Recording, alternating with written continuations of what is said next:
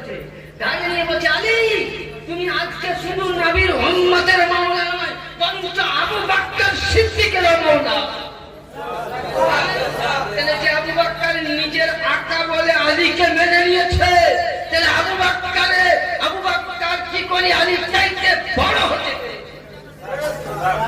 একটা হাদিসে তাহলে দেখবে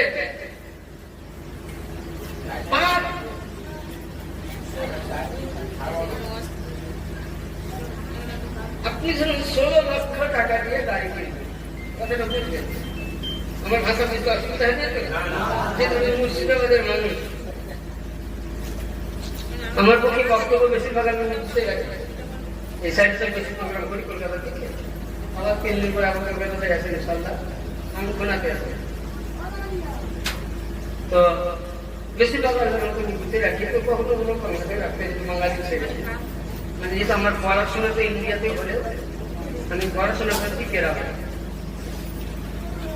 যেটা মানে ভারতের সব থেকে উচ্চ শিক্ষা মান এবং বড় মানুষ। তো যাই হোক, এখন আমার মালিক পাকের দয়া ছিল বলে আমি চান্স পেয়েছিলাম, যা ওখানকার মানে সেটা ছিলাম আমাদের নতুন মহানগরের চান্স পাওয়া, ভালো ভালো মহানগর করে গাছ খেয়ে যায়।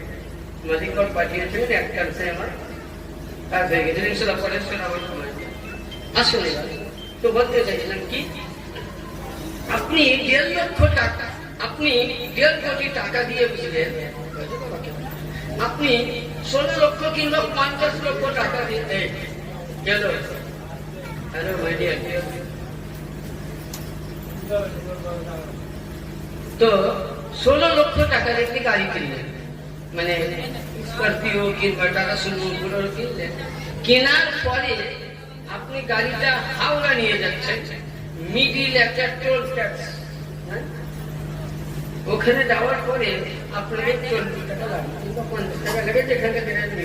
আচ্ছা, যদি আপনি ওই সময় আপনি গাড়ির কাগজ টাকাতে কাজ